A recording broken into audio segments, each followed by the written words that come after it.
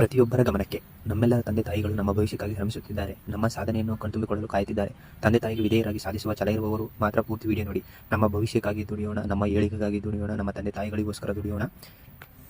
ಚಾನಲನ್ನು ಸಬ್ಸ್ಕ್ರೈಬ್ ಮಾಡಿಕೊಳ್ಳಿ. ನಮಸ್ಕಾರ ವಿದ್ಯಾರ್ಥಿಗಳೇ, ನಾಲೆಡ್ಜ್ ವಿತ್ ಮಧು ಯೂಟ್ಯೂಬ್ ಚಾನಲ್ಗೆ ಸ್ವಾಗತ, ಸುಸ್ವಾಗತ. ಇವತ್ತಿನ ಒಂದು ಟಾಪಿಕ್ ಬಂದು ಕರ್ನಾಟಕದ ಕೆಲವೊಂದು ವಿಶೇಷ ಮಾಹಿತಿಗಳು.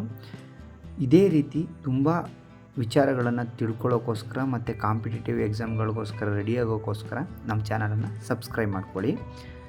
ನಿಮ್ಮ ಮೊದಲನೇ ಪ್ರಶ್ನೆ ಈ ರೀತಿಯಾಗಿದೆ: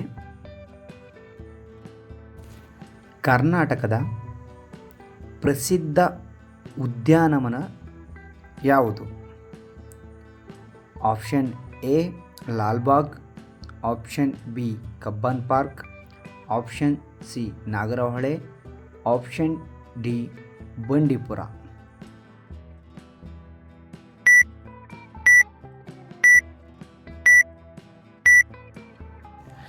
ಈ ಪ್ರಶ್ನೆಗೆ ಉತ್ತರ ಆಪ್ಷನ್ ಎ ಲಾಲ್ಬಾಗ್.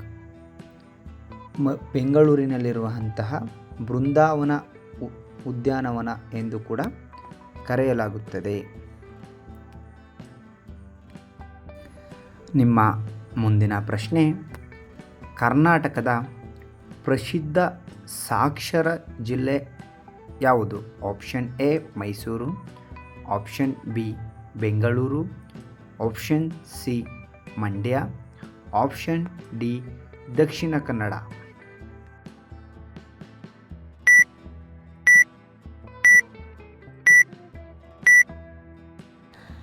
ಈ ಪ್ರಶ್ನೆಗೆ ಉತ್ತರ ಆಪ್ಷನ್ ಡಿ ದಕ್ಷಿಣ ಕನ್ನಡ.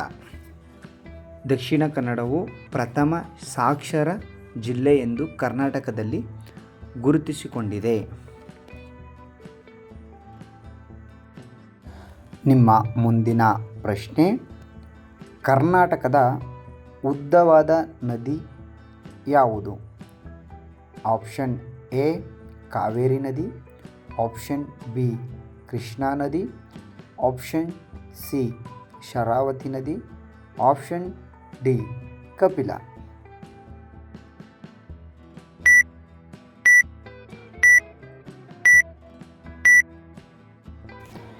ಈ ಪ್ರಶ್ನೆಗೆ ಉತ್ತರ ಆಪ್ಷನ್ ಬಿ ಕೃಷ್ಣಾ ನದಿಯು ಕರ್ನಾಟಕದ ಅತಿ ಉದ್ದವಾದ ನದಿ ಎಂದು ಗುರುತಿಸಿಕೊಂಡಿದೆ.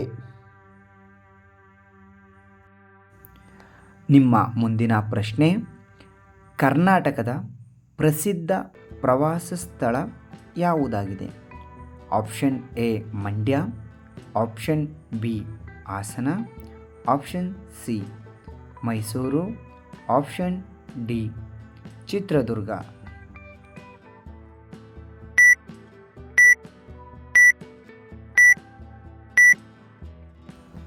ಈ ಪ್ರಶ್ನೆಗೆ ಉತ್ತರ ಆಪ್ಷನ್ ಸಿ ಮೈಸೂರು. ಮೈಸೂರು ಕರ್ನಾಟಕದ ಒಂದು ಪ್ರಮುಖ ಪ್ರಸಿದ್ಧ ಪ್ರವಾಸಿ ಸ್ಥಳವಾಗಿ ಗುರುತಿಸಿಕೊಂಡಿದೆ.